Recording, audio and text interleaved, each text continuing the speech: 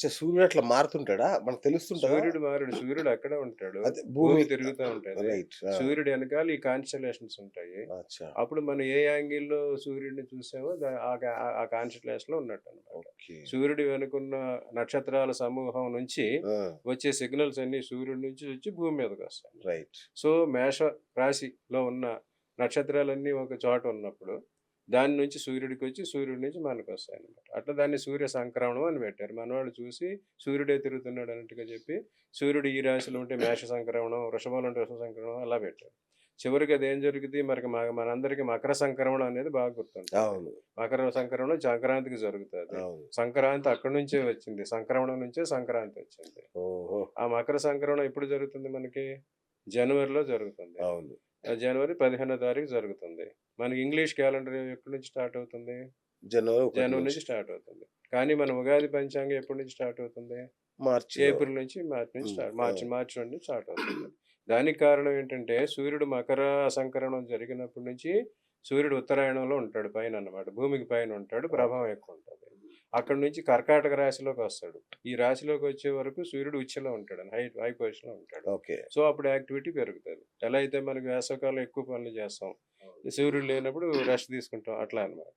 So, మళ్ళీ కర్కాటకం నుంచి మళ్ళీ మేషం, మకరం వరకు వచ్చేసరికి దక్షిణాయనం అయిందన్నమాట. ఓకే. సో, అక్కడేం చేశారు వాళ్ళు, సూర్యుడు జనవరిలోనే మకర సంక్రమణం జరుగుతున్నాడు గనుక జనవరి నుంచే క్యాలెండర్ వాళ్ళు స్టార్ట్ చేశారు. దాన్ని గ్రెగోరియన్ క్యాలెండర్ అంటారు. కానీ అక్కడి నుంచి వచ్చేసరికి సూర్యుడు జనవరి, ఫిబ్రవరి వరకు ఆటమ్ సీజన్ అంటారు దాన్ని. ఆకురాలు కాలం అంటారు. మార్చి నుంచే వసంతం స్టార్ట్ అవుతది. ఓకే. సో, జీవరాశి అంతవరకు ఆకులు రాలి, చెట్లు రాలిపోయి జీవరాశి అంతా తగ్గి మళ్ళీ మార్చి నుంచి మొదలవుతదన్నమాట. రైట్. దాన్ని స్ప్రింగ్ సీజన్ అంటారు. అవును. సో, ఆ రోజు నుంచి మంచిది. మళ్ళీ ఓకే. జీవం మళ్ళీ ఉత్పత్తి జీవం ఓకే. ఓకే. పెరుగుతుంది గనక ఆ రోజు నుంచి తీసుకున్నారు. అచ్చా! దాన్నే మనోళ్ళు ఉగాది అన్నారనమాట. అలాగే 12 రాసుల్లోనూ 12 నెలలు సూర్యుడు తిరుగుతాడు. దానికి 12 నెలలిచ్చారు. తర్వాత 2 నెలలు ఒక ఋతువు, 6 హ్మ్. ఋతువులు. 12 ఇంటూ పక్షాలు శుక్లపక్షం, కృష్ణపక్షం 24 పక్షాలు. 24 పక్షాల తర్వాత 366 నుంచి 364 రోజులు. 182 నుంచి 184 పగళ్ళు. 182 నుంచి 184 రాత్రులు. 8760 గంటలు. ఇది కాళగణన చేసింది. అబ్బబ్బబ్బా! దీని ప్రకారం ఎటువంటి పరిస్థితి ఉంటుంటది, ఎటువంటి వాతావరణ స్థితులుంటాయి, ఎటువంటి టెంపరేచర్ ఉంటుంది. అది తెలుసుకోవడానికి చేసిన ఏర్పాటనమాట. ఓకే. ఇందులో ఏం చేశారు ఇంకా పంచాంగం అనేసరికి పంచాంగాలు 5 అంగాలు చెప్పారనమాట. ఓకే. తిథివార నక్షత్ర యోగ కరణాలు ఇవన్నీ 5 ఇచ్చారనమాట. హ్మ్. ఈ తిథివార నక్షత్ర యోగ కరణాలు ఎలా తీసుకున్నారంటే సూర్యుడికి, చంద్రుడికి ఉన్న మధ్య దూరాన్ని తీసుకున్నారనమాట. ఓకే. సూర్యుడికి, చంద్రుడికి ఉన్న మధ్య దూరాన్ని తీసుకొని దాన్ని 15తో డివైడ్ చేసి తిథొస్తది. హ్మ్. 7తో డివైడ్ చేస్తే వారం వస్తది. 27తో డివైడ్ చేస్తే యోగం వస్తది. హ్మ్. నక్షత్రం వస్తది. ఓకే. తిథిలో సగం 8తో డివైడ్ చేస్తే కరణం వస్తది. ఓకే. ఇది ఆస్ట్రానమీ. ఓకే. ఇంక దీనిలో చెప్పిందేంటంటి, తిథియా శ్రియమాప్నోతి నక్షత్రాద్ వారాదాయుష్యవర్ధనం నక్షత్రాద్ హరతే పాపం యోగం రోగ నివారకం కరణం కార్యసిద్ధ్యంచ హ్మ్. పంచాంగ శ్రవణం ఉత్తమం అని ఒక ఫార్ములా ఇచ్చారు. ఓకే. తిథియా శ్రియమాప్నోతి తిథిని బట్టి ధనం వస్తది. హ్మ్. వారాన్ని బట్టి ఆయుష్యవర్ధనం. ఏ వారం ఏ పని చేస్తే ఆయుష్ పెరుగుద్ది. ఏ తిథిలో ఏ పని చేస్తే ధనం వస్తది. ఏ వారం ఏ పని చేస్తే ఆయుష్ పెరుగుద్ది. నక్షత్రం హరతే పాపం. నక్షత్రేత్ హరతే పాపం. ఏ నక్షత్రంలో ఏ పుణ్యకార్యం చేస్తే పాపం హరిస్తది. యోగాద్ రోగ నివారణం. ఏ యోగంలో ఏ పని చేస్తే రోగ నివారణ అవుతది. ఓకే. కరణాత్ కార్యసిద్ధ్యస్తు. కరణంలో కార్యం సిద్ధించాలంటే ఆ కరణంలో చేయాలి.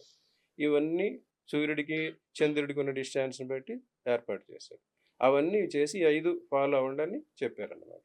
ఇప్పుడు తిథివార నక్షత్రాలు ఎక్కువగా ఫాలో అవుతారు గానీ, యోగాలు, యోగాల కరణాలు కణాలు చూడరసలు. తీసుకోవట్లేదు. అవును. అది అవును. ఒక ఎగ్జామ్షన్ అయిపోయింది. అవును. సో, నెక్స్ట్ ఏం జరిగింది? ఈ సూర్యుడు ఇ ఇలా ఉన్నప్పుడు ఈ ఏ రకంగా ఎలా వస్తాయనేది చెప్పారన్నమాట.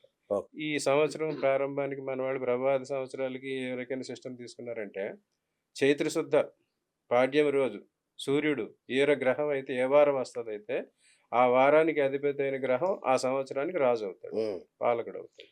అలా ఒక సిస్టమ్ పెట్టారనమాట.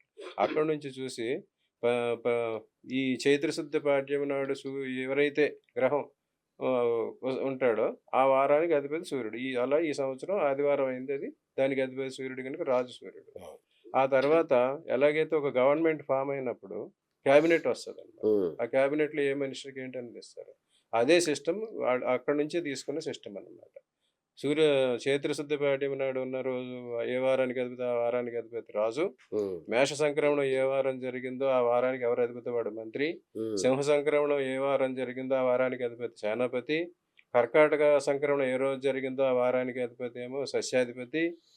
ధనుస్సు సంక్రమణం ఏ రోజు జరిగిందో ఆ వారానికి అధిపతి ధాన్యాధిపతి. అలాగే మిగతా రాశి మకర సంక్రమణం ఏ రోజు జరిగిందో దానికి నీరసాధిపతి. అట్లా ఒక్కొక్కరికి ఒక్క పోర్ట్‌ఫోలియో ఇచ్చారు. ఇవి నవనాయక విధానాలు. నవనాయకులు అంటే ఇదా? విధానాలు ఇవన్నీ అది దానిలోనే చెప్పారన్నమాట. ఇక తర్వాత వచ్చేసరికి అందరూ చెప్పుకునే రాశి ఫలాలు రాశి ఫలాలు రాశి ఫలాలు. ఈ రాశి ఫలాలు ఈ పంచాంగ గణలో చెప్పలేదు. ఏ ఏ ఏ నక్షత్రంలో రాశిశీలం చెప్పారు, రాశిశీలంలో ఏ గ్రహం ఉంటే ఎలాంటి ప్రభావం ఉంటుందని చెప్పారు, ఎటువంటి సమశీతోష్ణ పరిస్థితులు ఉంటాయి చెప్పారు, వాటి కండిషన్ వల్ల ఎలాంటి పంటలు వస్తాయి అది చెప్పారండి.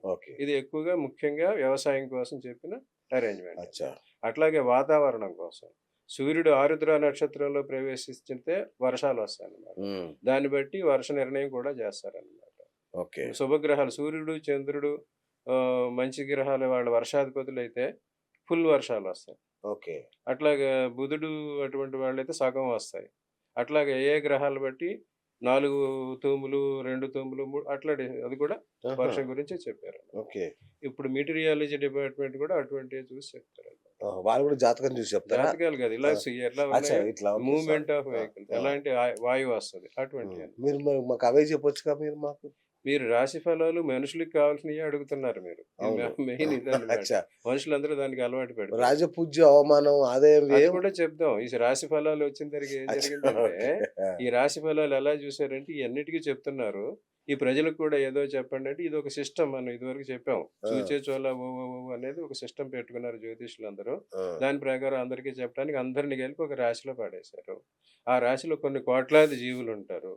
అందరికీ అన్ని జరుగుతాయని ఖచ్చితంగా చెప్పలేము. అందుకు కొందరికే చెప్పకూడదు. తర్వాత ఏంటంటే మానవ జీవితం మీద ప్రభావం చూపించే 4 గ్రహాలు. 4 గ్రహాలు గురువు, శని, రాహువు, కేతువు. అవి ఏ సంవత్సరం ఎట్లా మారుతాయి అన్న మీద ప్రభావం ఉంటుంది. ఇంకోటి ఏం చేశారంటే మనోళ్ళు చంద్రుడి నుంచి చంద్రలగ్నం నుంచి తీసుకున్నారు వాటి ప్లేస్మెంట్. వాటికి సువర్ణమూర్తి, రజతమూర్తి, లోహమూర్తి, తామ్రమూర్తి అని ఇచ్చారనమాట. సువర్ణమూర్తి అంటే చంద్రుడి నుంచి ఆ గ్రహం 1, 5, 6, 11లో ఉంటే సువర్ణమూర్తి. అట్లాగా ఒక్కొక్క సిస్టమ్ ఇచ్చారనమాట. అలా బాగుంటుందని ఇచ్చారు. కానీ ఏం జరుగుద్ది, ఈ రాశి ఫలాలకు వేదాస్థానాలు ఉంటాయన్నమాట. సూర్యుడు ఉన్నాడు, ఉదాహరణకి సూర్యుడు 3లో ఉన్నాడంటే 9లో వేరే గ్రహం ఉండకూడదు, అది వేదాస్థానం. అలాగే సూర్యుడు 6లో ఉన్నాడంటే 12లో వేరే గ్రహం ఉండకూడదు, అది వేదాస్థానం. అట్లాగే 10లో ఉన్నాడంటే 4లో వేరే గ్రహం ఉండకూడదు, 11లో ఉన్నాడంటే 5లో వేరే గ్రహం ఉండకూడదు. అప్పుడు సూర్యుడు ఇలాగ ఒక్కొక్క గ్రహానికి ఒక్కొక్క వేదాస్థానం ఉంటుంది. దానివల్ల వాళ్ళు ఇచ్చే ఫలితం అనేది మినిమమైజ్ అవుతుంది. సో ఇవన్నీ చూసుకుంటే net result will be minimum or some 10%, 10-20%. అప్పుడు ఇవన్నీ చెప్పితే ఉపయోగం ఏముంటుంది? ఇవన్నీ వారికి తెలుసు, అందరికీ తెలుసు. కానీ అందరూ అది వినటానికి అలవాటు పడిపోయారు. ఉగాది వచ్చిందంటే ఆదాయ వ్యయాలు ఎలా లెక్కిస్తారు గురుగారు? ఆదాయ వ్యయాలకు కూడా ఒక ఫార్ములా ఇచ్చారనమాట. ఋషులు ఇచ్చారు, అదే ఇచ్చారు. ఆదాయ వ్యయాలకి చెప్పి ఏం చెప్పారంటే ఇప్పుడు మనం చెప్పుకున్నట్టే ఏ చైత్రశుద్ధ పాడ్యమి నాడు ఏ గ్రహాధిపతి పాలకుడైతే ఆ వారాధిపతి రాజు అవుతాడని చెప్పాం. అట్లాగా ఈ గ్రహాలకి అందరికీ ఒక స్థిరాంకం ఇచ్చారనమాట. Some constant point. Pi is equal to 22/7 అన్నట్టుగా ఒక స్థిరాంకం ఇచ్చారనమాట. సూర్యుడి నంబర్ 6, చంద్రుడి నంబర్ 15, కుజుడు 8, బుధుడు 17, గురువు 19, శుక్రుడు 21, శని 10. వీళ్ళందరికీ స్థిర నంబర్స్ ఇచ్చేసారు. వాటిని ధ్రువాంకాలు, గ్రహాంకాలు అంటారు. దీనికి ఒక ఫార్ములా చెప్పారనమాట. దీన్ని రాజసంఖ్య, దీని గ్రహ సంఖ్య అంటారు, రాశి సంఖ్య అంటారు. రాశ్యాధిపతి ఎవరైతే వాళ్ళకి స్థిర సంఖ్య. ఈ సంవత్సరం నాడు ఎవరైతే రాజు అయ్యారో ఆ సంఖ్యను తీసుకోవాలి. రాజసంఖ్య రూపశ్చైకం, త్రిగుణం పంచాయతనం, పంచాదశ హరేద్భాగం, ఆదాయ ఇవముచ్యతే అని చెప్పి ఒక ఫార్ములా చేశారు. ఉమ్, రాజసంఖ్య అంటే ఈ సంవత్సరానికి రాజు అయిన వారి సంఖ్య. ఓకే. ఎవరు ఈరోజు సంఖ్య రాజు? రవి. సూర్యుడు. 6. ఆయన నెంబర్ 6. మీ రాశి ఏంటి? ఉమ్, మీ రాశికి అధిపతి ఎవరు? మీ రాశి ఏంటి? తెలీదు. వృశ్చిక రాశి అనుకోండి. అవునా? వృశ్చిక రాశి అనుకుంటే 8. అచ్చా. రాశి సంఖ్య మీ రాజ సంఖ్య 6, రాశి సంఖ్య 8. వాళ్ళిద్దరిని కలపమన్నారు. 6, 8, 14.